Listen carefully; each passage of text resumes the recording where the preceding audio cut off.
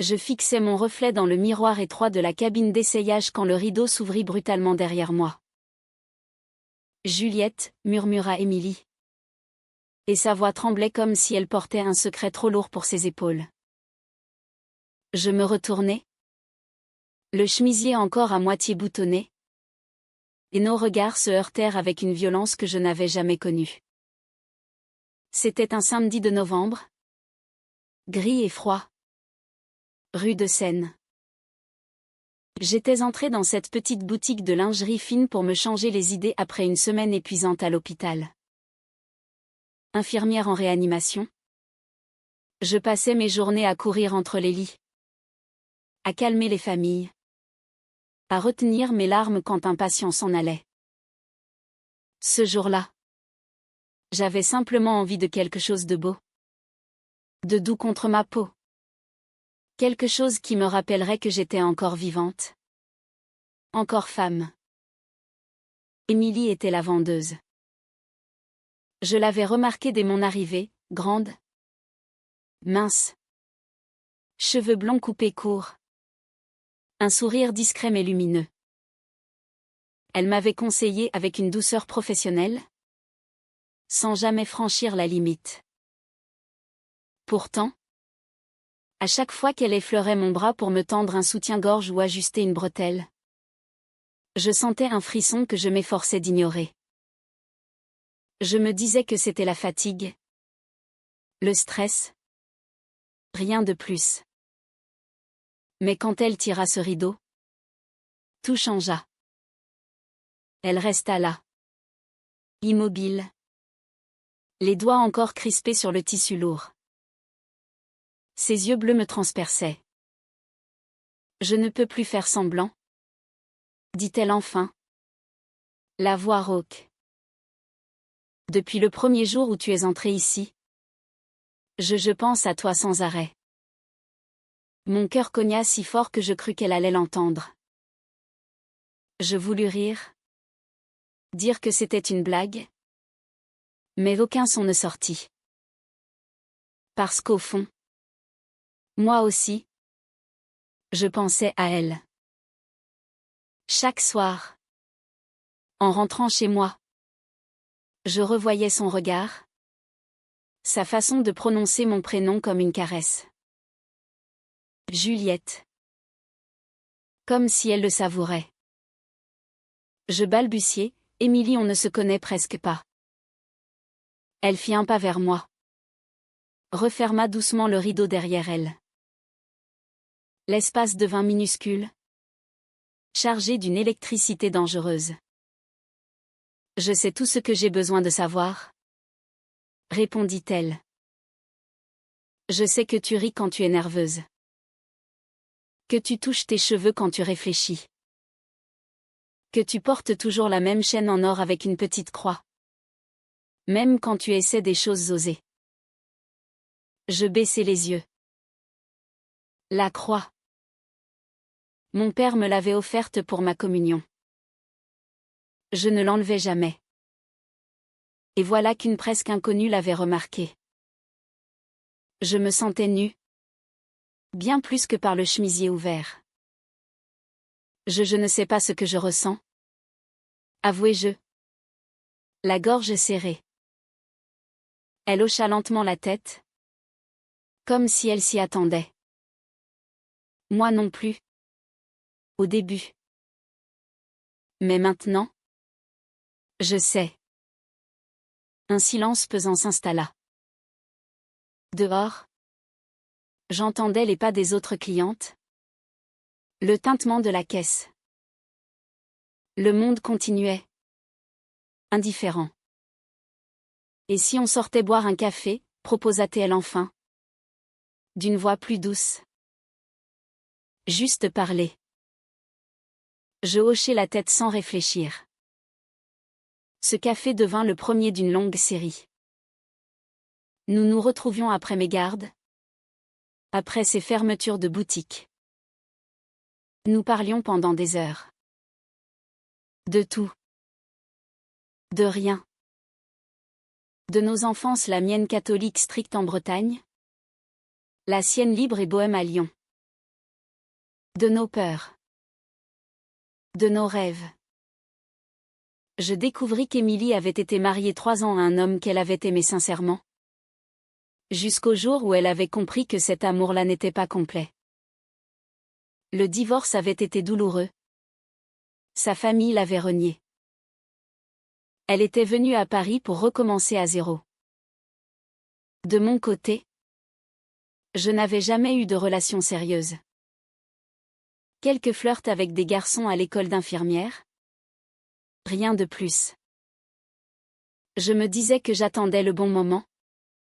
La bonne personne. Mais au fond, je fuyais quelque chose que je refusais de nommer. Avec Émilie, tout était différent. Ses regards me brûlaient. Ses silences me parlaient. Quand elle posait sa main sur la mienne, je tremblais. Un soir de décembre, sous la neige fine qui tombait sur le pont des Arts, elle m'embrassa.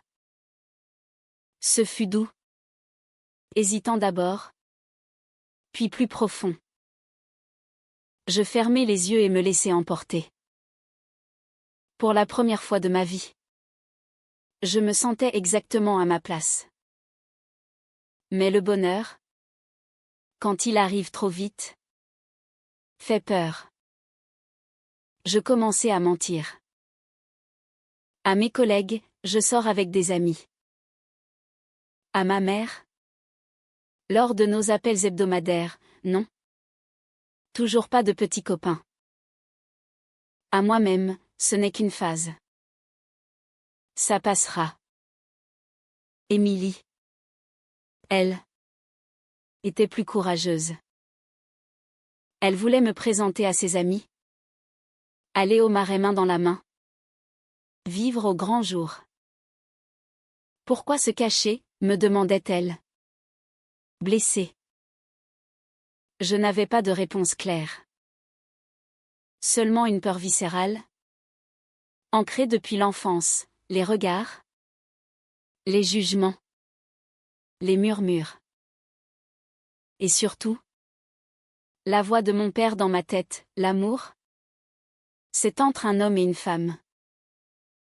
Le reste, c'est péché.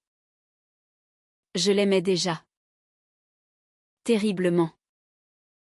Mais je ne savais pas comment aimer sans me renier. Un soir, après une dispute plus violente que les autres, elle m'accusait de la traiter comme une honte secrète.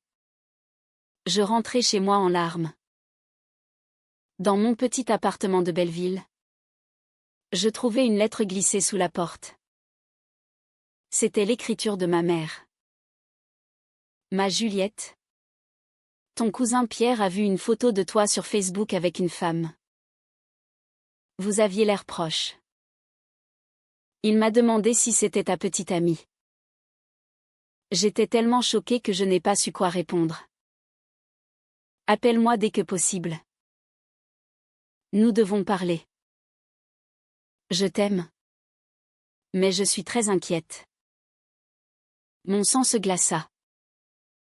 Je n'avais jamais posté de photos d'Émilie et moi.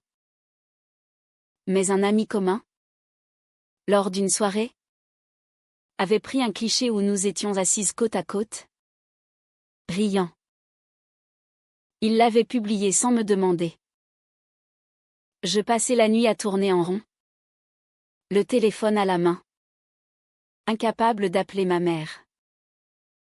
Le lendemain, Émilie m'attendait devant l'hôpital à la fin de ma garde. Qu'est-ce qui se passe? Tu as pleuré? Dit-elle immédiatement. Je lui tendis la lettre. Elle la lut en silence. Quand elle releva les yeux, ils étaient pleins de colère et de tristesse mêlée. Et alors? Tu vas faire quoi? Me quitter pour sauver les apparences? Non, protestai-je. Je ne sais pas. J'ai peur. Peur de quoi? De ta mère? De Dieu? De toi-même? Ces mots me fouettèrent. Cette nuit-là, Nous ne nous parlâmes presque pas. Elle dormit sur le canapé. Je restai éveillé, à écouter sa respiration régulière, à me haïr de la faire souffrir. Le lendemain, elle partit tôt. Elle laissa un mot. Je t'aime assez pour te laisser choisir. Mais je ne peux pas être ton secret éternel. Prends le temps qu'il te faut. Je pleurai toutes les larmes de mon corps. Les jours suivants furent un brouillard. Je travaillais mécaniquement. Je ne répondais plus aux messages d'Émilie. Je finis par appeler ma mère. La conversation fut dévastatrice. Elle pleura. Me dit qu'elle m'aimait mais que cela allait contre tout ce qu'on m'avait enseigné.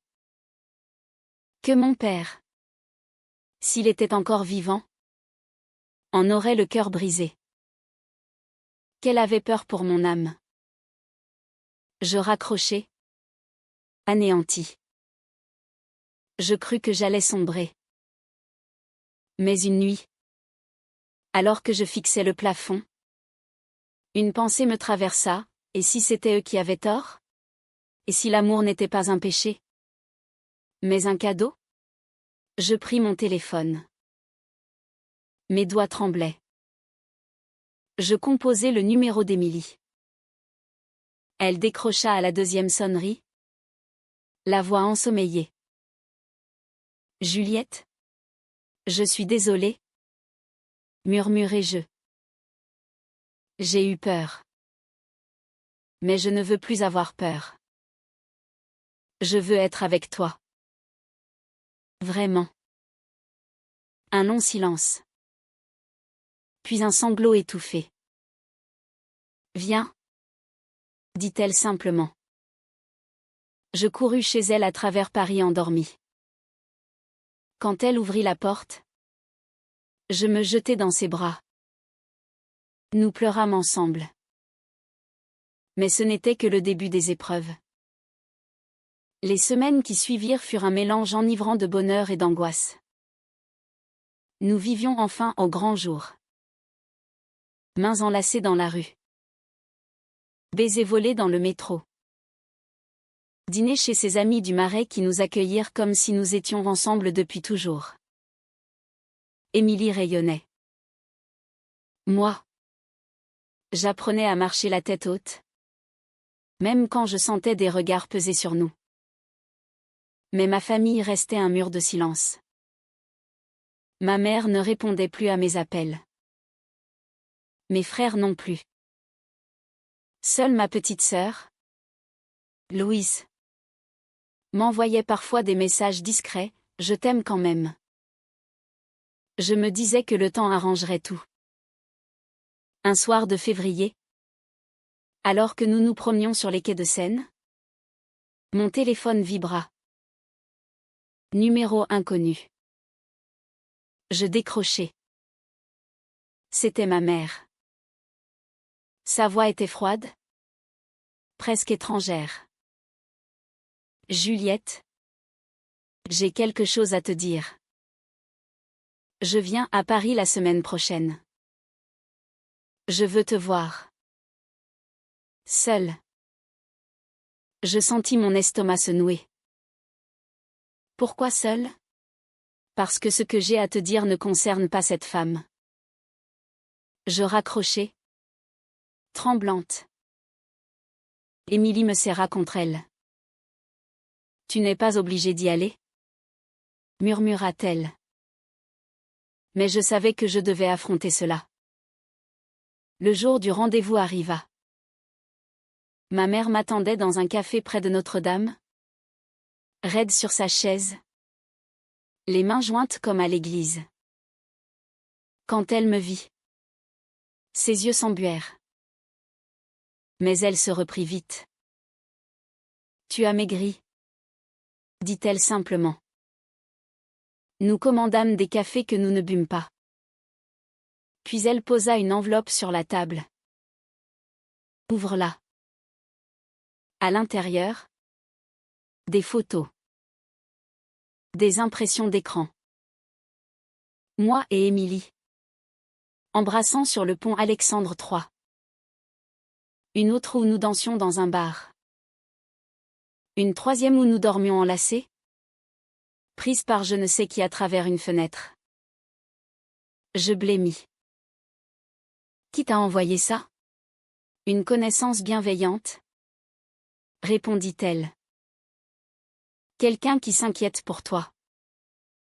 Je compris immédiatement. Une ancienne collègue d'hôpital, catholique pratiquante, qui m'avait vue avec Émilie et avait jugé bon d'alerter ma famille. La nausée me monta aux lèvres. Tu te rends compte que c'est du harcèlement? Je me rends compte que tu vis dans le péché, rétorqua-t-elle, la voix tremblante mais dure. Et je ne peux pas laisser ça continuer. Elle sortit alors un deuxième document. Un papier officiel. Ton père avait souscrit une assurance vie dont tu es bénéficiaire. Mais il y a une clause morale. Si tu mènes une vie contraire à nos valeurs, l'argent revient à l'Église. Je la regardai, incrédule. Tu me fais du chantage? Je te donne une chance de revenir à la raison. Quitte cette femme. Reviens à Rennes. Je t'aiderai à trouver un bon mari. Les mots me manquaient. Je me levai, les jambes tremblantes. Tu sais quoi? Maman? Garde l'argent. Je n'en veux pas. Je sortis en claquant la porte du café. Dehors, il pleuvait. Je marchais sans but, les larmes se mêlant à la pluie. Quand j'arrivai enfin chez Émilie, j'étais trempée jusqu'aux os. Elle m'ouvrit, alarmée. Qu'est-ce qui s'est passé? Je lui racontai tout. Les photos. Le chantage. Elle m'écouta sans m'interrompre. Quand j'eus fini, elle resta silencieuse un long moment. Puis elle dit, d'une voix sourde, Juliette, il y a quelque chose que je ne t'ai pas dit. Mon cœur se serra. Quoi? Elle alla chercher son ordinateur. Ouvrit un dossier. Des dizaines de photos. Les mêmes que ma mère avait reçues. Et d'autres. Beaucoup d'autres. Prises ces derniers mois. Depuis le début. C'est moi qui les ai envoyées? Avoua-t-elle enfin. Les yeux baissés. Le monde s'effondra autour de moi. Quoi? Pas directement. Par une amie commune. Je voulais forcer les choses. Je pensais que si ta famille savait, tu serais obligé de choisir. Une fois pour toutes. Je la regardais comme si je la voyais pour la première fois. Tu as violé mon intimité? Tu as laissé quelqu'un nous espionner? Pour me manipuler? Elle pleurait maintenant. J'étais désespérée. Tu refusais d'avancer? Tu avais toujours un pied en arrière, je voulais te libérer. Je reculai d'un pas. Me libérer? En me trahissant? Je pris mon manteau. Je ne peux plus te faire confiance. Je partis sous la pluie. Sans savoir où aller. Cette nuit-là, je dormis à l'hôtel. Le lendemain, je demandai un congé sans solde à l'hôpital. Je pris un train pour Rennes. Pas pour obéir à ma mère, mais pour comprendre qui j'étais vraiment. Seule.